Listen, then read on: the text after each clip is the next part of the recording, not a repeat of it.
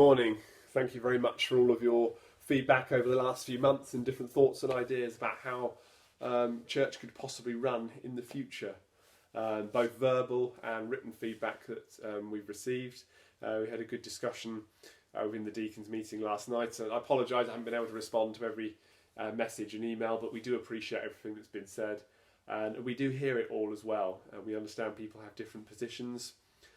It's been coming up to 6 months since the church building was asked to close, or was told to close, for the regular meetings. And yes, this has been a long time. It's been very difficult for a number of people, and we do certainly hear that. I want to thank you for your prayers during that time as well. A general response has been that people would like to get back to meeting in some form within the church building. We've had the great facilities of being able to use things online, but it never quite replaces being there together in the church building.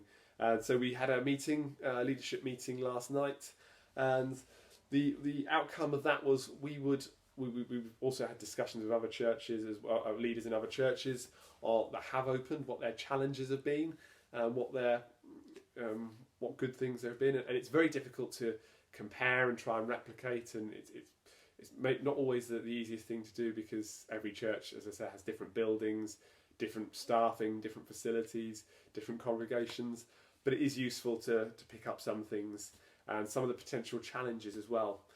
So what we've come to is that we will attempt to do a simple service on the 20th of September and the 27th. One of the big things that came across, certainly from other churches, is start very simple. Don't try anything too big and too clever that it's difficult to follow up. But on those 2 Sundays, we will attempt a very simple service at 10 o'clock. When I say the word service, I use that word loosely, because it will be very different to what we are used to in a church service. We need to sort of flag that up straight away.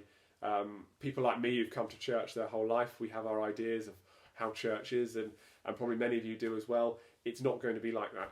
We need to make that very clear from the start. So our expectations have to be to that. We will have to restrict numbers that come in. This will be based on socially distancing. What will be happening is, in the next couple of days, Ian and I will be actually measuring up the church and seeing what can we fit in under the guidelines and the regulations. It has to be very clear. The church has to follow the correct guidelines and procedures. It's absolutely essential that we do that. So we will work out what we can safely accommodate within all the different guidelines which have been given to us on that, and then we will know what we will have to restrict numbers to. There will be signing up opportunity for that. What will be happening is there will be an online signing up system. However, it will also be possible for people to sign up on the phone as well, so that people are not just being so it's not just excluding people and making it difficult. The opportunity is there for everyone to sign up. Everyone to have the opportunity to sign up. We may have to restrict. We will have to restrict numbers. So we will have to monitor that and see if it's oversubscribed. Then we have to look at what we do after that. And we're particularly thinking of how we can make it more inclusive. Now that's quite restrictive. Particularly churches are being given very strict guidelines on children, for example. We are going to look at what facilities we can include for younger children. It will be a very short service, to be clear. It will be very brief, a bit like my preaching, I can hear some of you say. But we will have that as well, so that we feel we are able to include in some way. And we will be developing this as it goes. It's not going to be perfect. There will be things that come up that we think we haven't thought of, and so we do ask for your patience on these things. What we're doing is making sure every procedure is followed correctly, and we may look at different future options going forward. We understand that some people would prefer to meet in the evening for very good reasons. At the moment, we'll be having these 2 morning services. We will be looking at that and how we can work with that, and ideas of supporting youth and youth services potentially. We hope we'll be able to provide facilities for that for October as well. For the moment, it's a very short and simple service, and again, it's things we can potentially build on.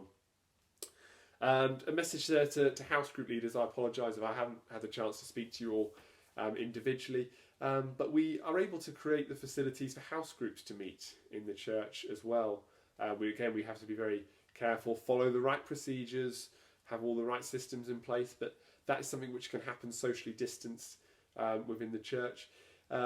If you are a house group leader and would like to ask people in your house group, would you like to meet in that way, then we can provide those facilities, and then please let me know and we can look to arrange that, obviously making sure they're not meeting too close together and all of those things, and we'll have guidelines. There'll be guidelines for that as well, because a number of people have expressed, some people did express they would be happy to meet in a house group setting but would feel less comfortable with a church service, and so if we're able to provide that facility as well, it can be more helpful. And if perhaps there's only one or two from one house group that would like to meet, we can also arrange for them to be able to join in our house group. It's perhaps a good stepping stone for some people as well.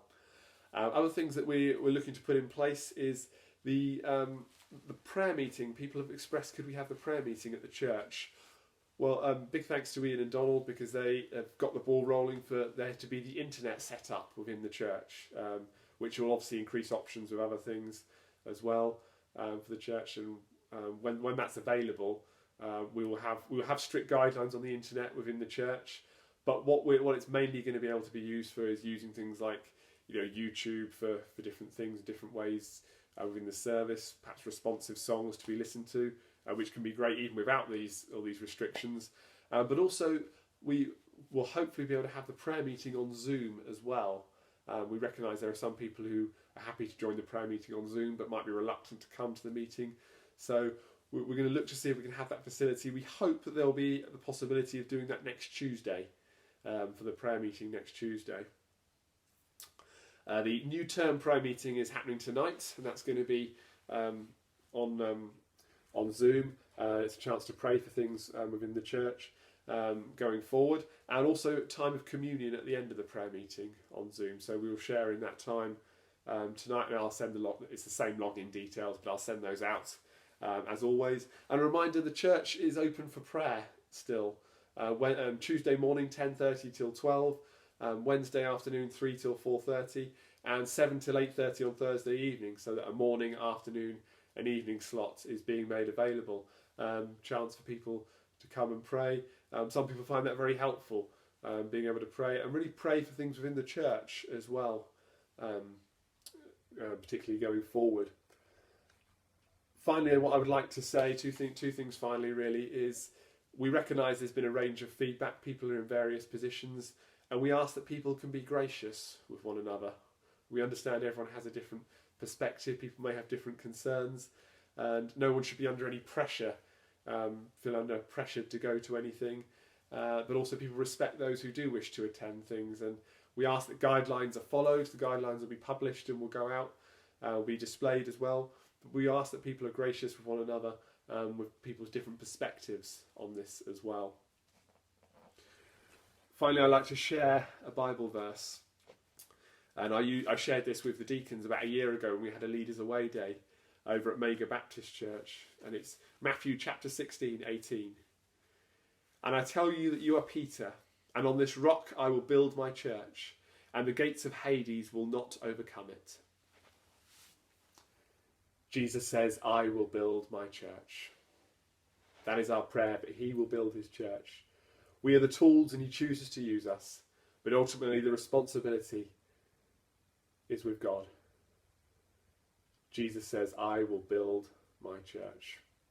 And I ask that is our prayer for us, that the Lord will renew us as a church, unite us, and help us to keep going forward. We're aware that restrictions may come back in place as they have done in Caerphilly, and again we will monitor that, and if we are forced to bring those restrictions and yes to close the church building again, we have the facilities to do that as well. Also, just to say, the message that will be given during the service will be filmed and uploaded to YouTube as well, so people will have the opportunity to watch that on YouTube also. That's again something which has come across within the feedback, so that people are able to watch that as well. All of this information will be going out by email and WhatsApp and things, so that it's available written down, because it's probably difficult to keep up with me rambling on and going through it all. But once again, I'd like to thank you for all of your prayers. Jesus is really at work through all of this. He says, I will build my church. Amen.